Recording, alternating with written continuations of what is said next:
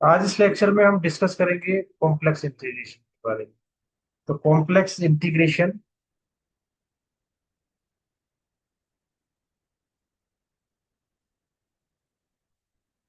अब complex integration start करने से पहले कुछ डेफिनेशंस हैं, बेसिक डेफिनेशंस जिनको पहले समझना होगा और फिर उसके बाद हम कॉम्प्लेक्स इंटीग्रेशन के बारे में अंडरस्टैंड करेंगे।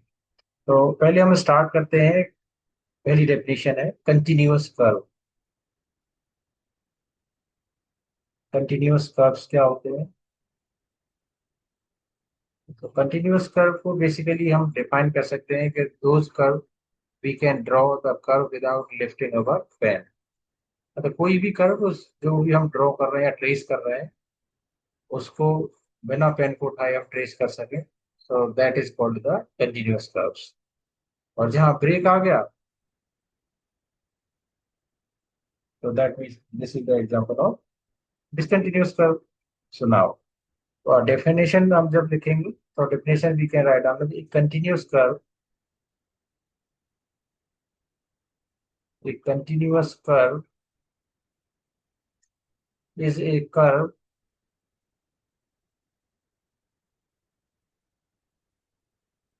in the plane that can be traced,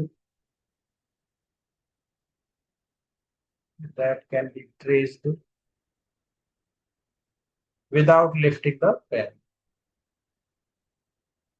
without lifting the pen. It means that कि कोई भी ब्रेक नहीं होना चाहिए, नो ब्रेक्स कर्व में, नो गैप्स, कोई गैप्स नहीं होना चाहिए, और no jump. Simple we draw the curve without lifting our pen. Now अगर हम सिंगल वेरिएबल की बात करते हैं, जैसे y equal to f x कोई फंक्शन है, y equal to f x be any function,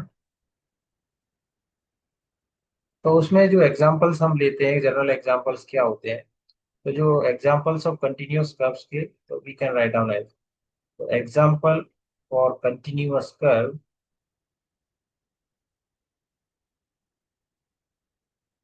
अब जैसे हमने ले लिया लाइन का equation y equal to m x plus c, पहला एग्जांपल। दूसरा एग्जांपल हो गया हमारा equation of parabola, that means y equal to x square. तीसरा एग्जांपल हो गया हमारा circle, x square plus y square equal to r square. अब r square, r is the radius. अब रेडियस हमारी जैसे हमने अज्यूम कर ली 2 है, 3 है, 4 है, 1 है, जो भी रेडियस होगी correspondingly we can draw the circle. अब इसको पैरामीट्रिक इक्वेशंस क्या होती हैं? अब पैरामीट्रिक इक्वेशन हम लिखते हैं कि x equal to r cos t और y equal to r sine t. T में लिख सकते हैं, थीटा में लिख सकते हैं, नो इश्यू कर दो। टी जो बेसिकली यूज करते हैं पैरामीट्रिक इक्वेशंस के लिए। फोर्थ कर्व जैसे हमने ले ली कि y equal to sine x, sine x से ग्राफ देखा ही होगा आपने। Okay, so these are the example of continuous curves. अब जैसे आप बोले कि हम कैसे अंडरस्टैंड समझेंगे कि ये कंटिन्यूअस कर्व है, तो उनकी ट्रेसिंग भी हम बता सकते हैं कि जैसे हमें ट्रेसिंग करनी है कंटिन्यूअस कर्व की। तो ट्रेसिंग के लिए जैसे हम फर्स्ट एग्जांपल लेते हैं कि कोई भी हमने एग्जांपल ले लिया y equal to m x plus c के लिए, कि जैसे हमारी कर्व है y equal to 2x+1, y equal to 2x+1, so we can trace this curve. So this is our x-axis, here is origin, or here is y. So we can put the value of x, that means x equal to 0 put करेंगे तो y equal to 1 होगा। y equal to कोई scale आपने assume कर लिए कि कहीं भी स्केल आप प्लॉट कर लेंगे, और करस्पॉन्डिंगली जब हम x इक्वल टू 0 पुट कर रहे हैं तो y इक्वल टू 1, तो जो कर्व स्टार्ट हो रही है मतलब y 1 से स्टार्ट हो रही है। जब x इक्वल टू 1 पुट करेंगे तो y इक्वल टू 3 हो जाएगा। ओके, तो x equal to 0, y equal to 1, so मतलब इस तरीके से कोई भी एक रफली मैं आपको दे देता हूँ, कर्व हमारी ट्रेस हो जाएगी। पर ये कहाँ इनफाइनाइट तक मूव करेगी कि x टेंस टू, अगर हम x की वैल्यू इंक्रीज करते जाएंगे कर्व ऑल्सो इंक्रीज। तो this is the continuous curve. तो this is the continuous curve, तो without lifting our pen we can trace the curve. Straight line है और आगे तक मूव करती चली जाएगी। ठीक है। अब जैसे सेकंड एग्जांपल हम लेते हैं, सेकंड एग्जांपल है हमारा पैराबोला। तो जैसे y equal to x square, तो y equal to x square parabola है, तो ये अलोंग y एक्सिस बनेगा, x square equal to 4ay, general equation. तो इस तरीके से सपोज करो पैराबोला का equation we can draw. Okay, now और ये भी आगे मूव मूव करेगी तो was to y। Now third equation we have x square plus y square equal to r square. अगर रेडियस हमने जैसे 1 ले ली, 2 ले ली, जो भी रेडियस ले रहे हैं करस्पॉन्डिंगली, तो we can draw the circle. तो 2 रेडियस का कोई सर्कल हमने ड्रॉ कर दिया जिसका सेंटर ओरिजिन है। सेंटर ओरिजिन है तो सेंटर हमने ओरिजिन सपोज कर लिया कि जहां हमारा एक्स इक्वल टू जी, बट ओरिजिन है 0 है, तो कोई भी सर्कल हमने ट्रेस कर दिया with circle radius 2 and centre is origin. अगर आप जनरली जैसे हम जैसे ट्रेस करते हैं, यहाँ पे हमने x equal to zero, y equal to zero ले लिया, तो ये सर्कल हमने ड्रॉ कर दिया रेडियस 2 के लिए, तो आर इक्वल टू हमने 2 ले लिया, ये जनरल इक्वेशन हमारा सर्कल का हो गया। अब जैसे ये कंटिन्यूअस कर्व्स हो गए, this that can be draw without lifting our pen. और फोर्थ हमारा जैसे हमने लिखा है कि y equal to sine x है, तो साइन एक्स का ग्राफ आपने देखा ही होगा। साइन एक्स का graph basically we start the graph with this way. तो ये इस तरीके से ये साइन एक्स हो गया, तो all are the continuous curves, तो ये कंटिन्यूअस कर्व हो गई। अब आपके माइंड में आता है कि ये जैसे कंटिन्यूअस कर्व के एग्जांपल तो हो गए, पर डिसकंटिन्यूअस कर्व्स कौन सी होती है? अब हम एक डिस्कस करते हैं डिसकंटिन्यूअस कर्व्स। कि डिसकंटिन्यूअस कर्व्स का क्या एग्जांपल है, कौन सी कर्व्स हमारी डिसकंटिन्यूअस कर्व्स होती है? अब डिसकंटिन्यूअस कर्व्स के लिए उनको हम नॉन कंटिन्यूअस भी बोल सकते हैं। तो we can write down this as if the function has discontinuities।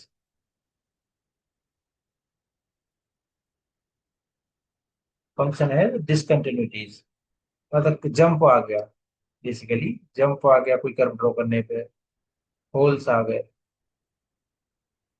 तो उस केस में क्या रहेगा, कर्व हमारी कंटिन्यूस नहीं रहेगी, देन द कर्व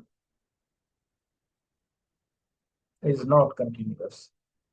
उस केस में हमारी कर्व कंटिन्यूस होगी, तो डिसकंटिन्यूटी आ जाएगी। तो क्या एग्जांपल्स होंगे, जैसे y इक्वल टू हमने एग्जांपल ले लिया 1/x, तो ये डिसकंटिन्यूटी कहाँ रखेगी, as discontinuity at x equal to zero. तो ये कर्व जो है डिसकंटिन्यूटी रख रही है कहाँ पर, एक्स इक्वल टू जीरो पर।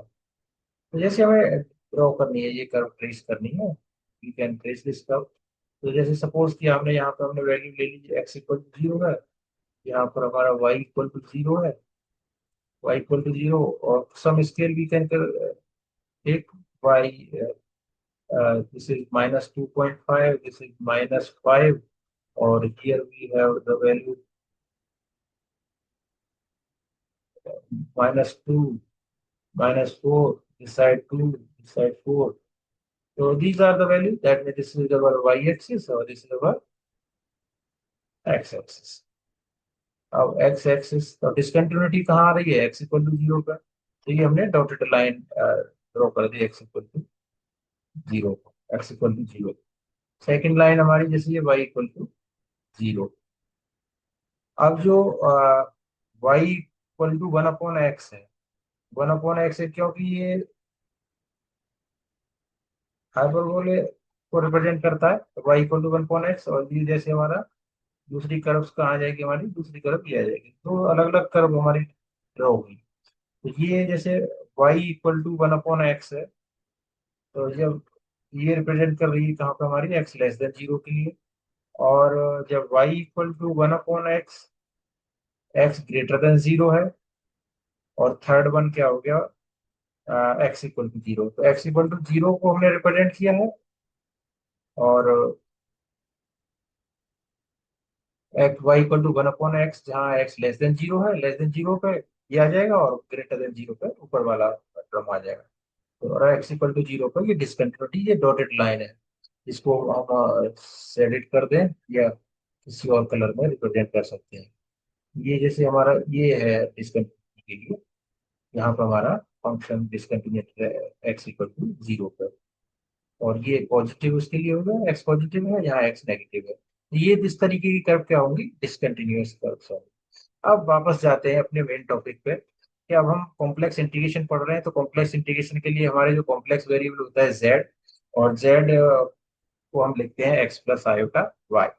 नाउ अब हम कॉम्प्लेक्स इंटीग्रेशन में कंटिन्यूअस कर्व को डिफाइन करेंगे, तो कंटिन्यूअस कर्व को डिफाइन करने के लिए तो वी राइट डाउन एज, अब हमें लिखना होगा डेफिनेशन को, यहाँ से अब आपको ध्यान रखना होगा।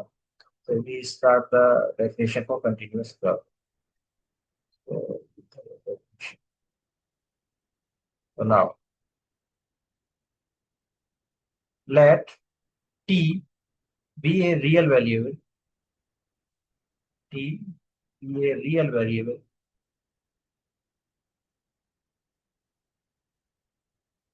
and the value of t lie between alpha to beta. So then equation, we write on the equation of the form zt zt equal to xt plus iota yt.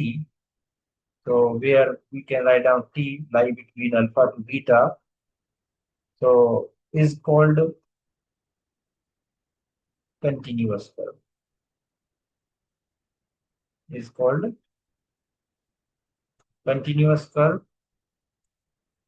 कब कहलाएगी, जब दोनों x t and y t, x t and y t both are continuous, both are continuous over the domain. दोनों ही function x t और y t continuous होंगे, तो then the curve is called continuous curve. अब example ऐसा क्या हो सकता है, एग्जांपल हम ले सकते हैं, जैसे कि हमने एग्जांपल लिया कि z z equal to, example है हमारा cos t और plus iota sine t, cos t plus iota sine t, तो पैरामीट्रिक इक्वेशन है। तो यहाँ पर हमने जैसे x को, जैसे z आप क्या लिखते हो, z इक्वल टू लिखते हैं हम x प्लस आयोटा y, तो x हो गया यहाँ पे हमारा cos t, और y इक्वल टू क्या हो गया हमारा sign T.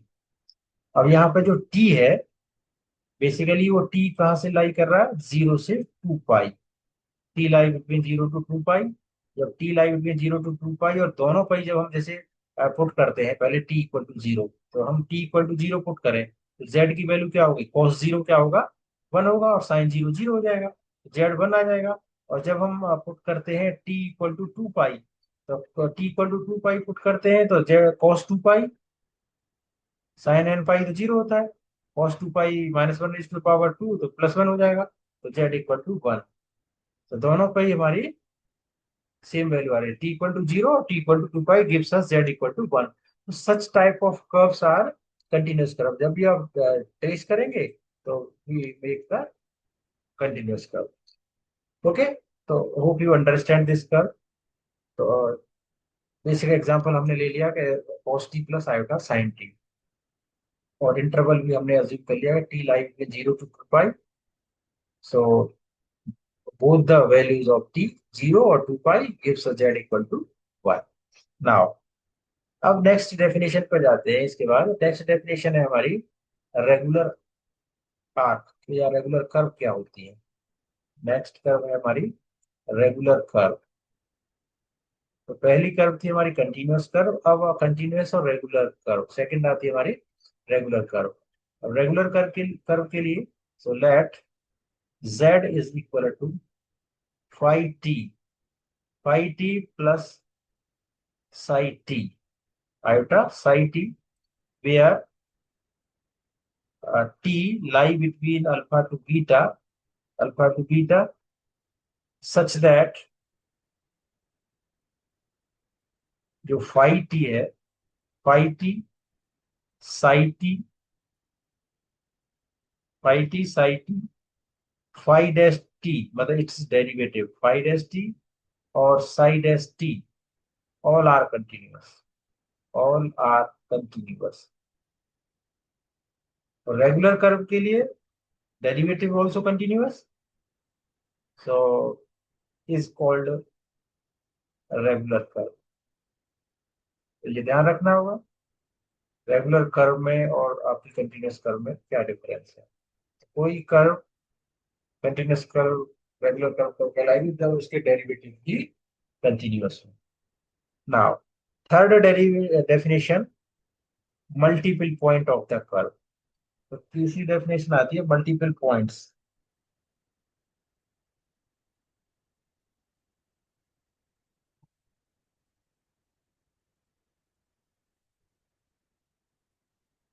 Multiple point of the curve.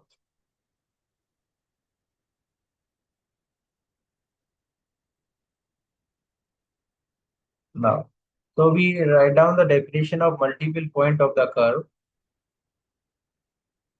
So we write let xt plus iota yt be a continuous curve,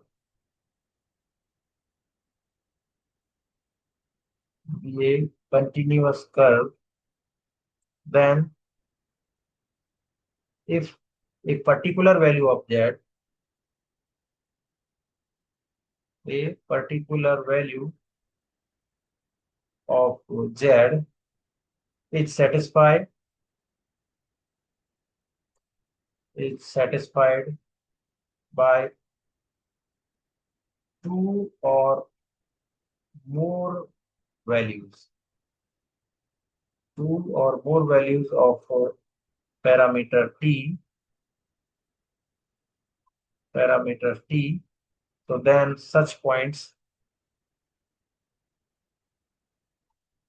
then such points are called multiple points.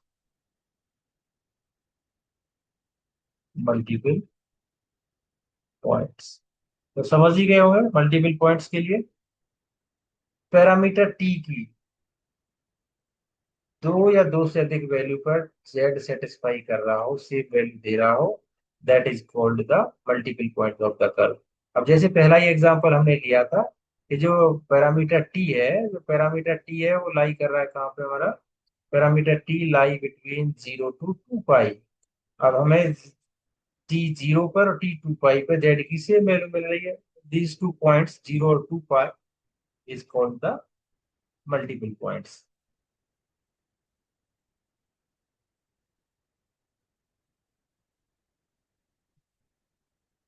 जैसे अब जैसे कोई भी सर्कल हमने ड्रॉ किया, अब सर्कल ड्रॉ किया,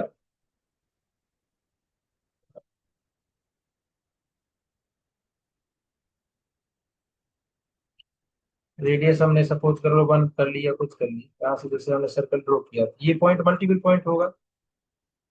यहाँ पर हमारा टी 0 होगा और 2 पाई पूरा राउंड घूम के आ गया 2 पाई। तो we can understand by using वो एग्जांपल। नाउ अब बात करते हैं, नेक्स्ट आता है हमारा जॉर्डन कर्व। तो जॉर्डन कर्व क्या होती है? जॉर्डन कर्व, मल्टीपल कर्व्स के बाद आती है हमारी जॉर्डन कर्व। तो जॉर्डन कर्व और सारी मतलब एक दूसरे से रिलेटेड ही है डेफिनेशन। तो एक कंटिन्यूअस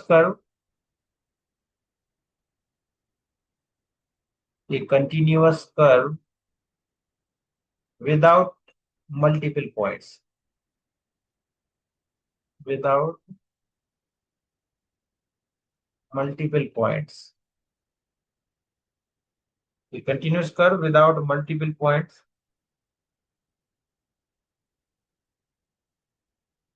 और उसमें भी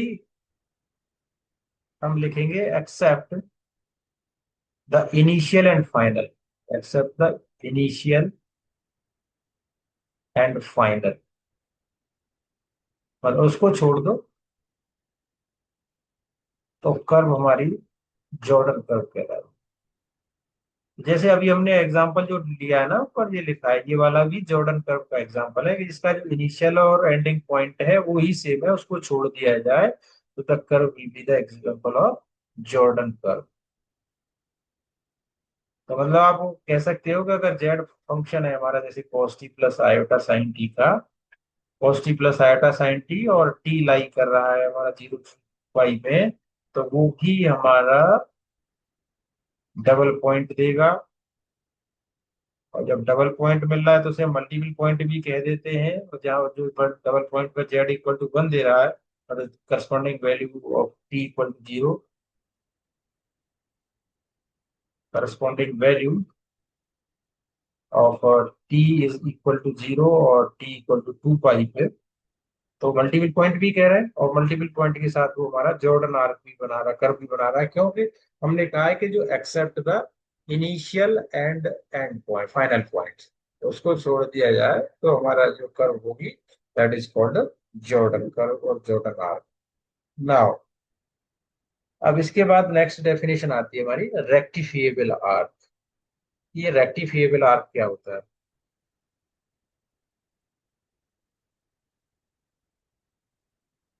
रेक्टिफिएबल arc, now we define this as, let zt zt equal to xt plus iota yt be a curve where t lie between alpha to beta, such that xt, x dash t, yt and y dash t all are continuous, all are continuous function for t which lie between alpha to beta. So then such curves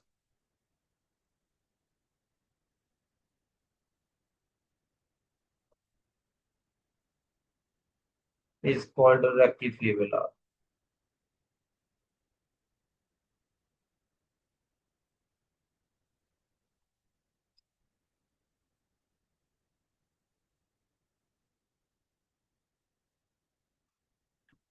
Now अब जैसे हम t की जो values ले रहे हैं ना, जो पॉइंट्स हैं हम, तो t की वैल्यू जैसे सपोज कर लिया, जैसे टी नॉट है, t1 है, t2 है, और एंड टी एन है,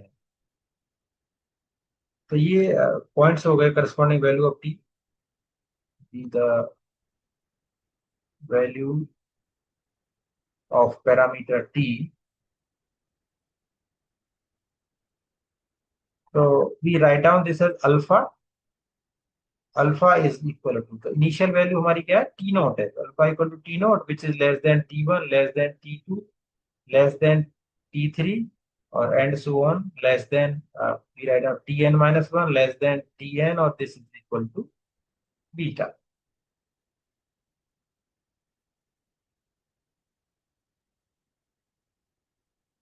Now रेक्टिफिएबल आर्क के बाद आते हैं हम कंट्यूर। कंट्यूर क्या होते हैं हमारे? तो नेक्स्ट डेफिनेशन है कंट्यूर। कंट्यूर्स एक कलेक्शन, एक collection of rectifiable arcs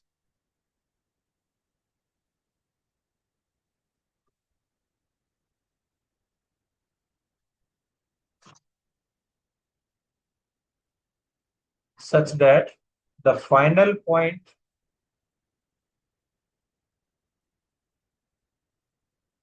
the final point of one curve is joined to the initial point of next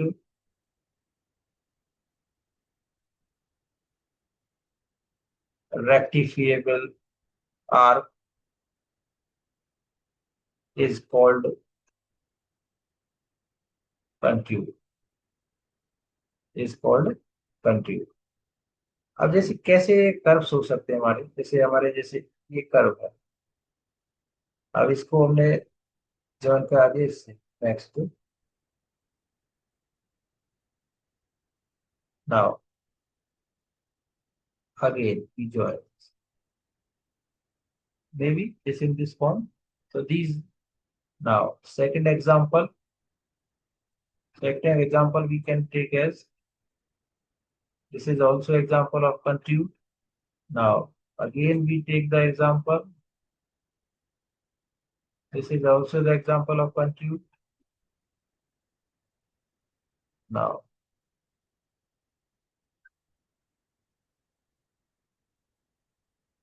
next we go down, so this is also the example of contour. So these are the examples of contour. So आज हमने discuss की है basic definitions, और next lecture में हम discuss करेंगे Riemann definition of contour integration etcetera.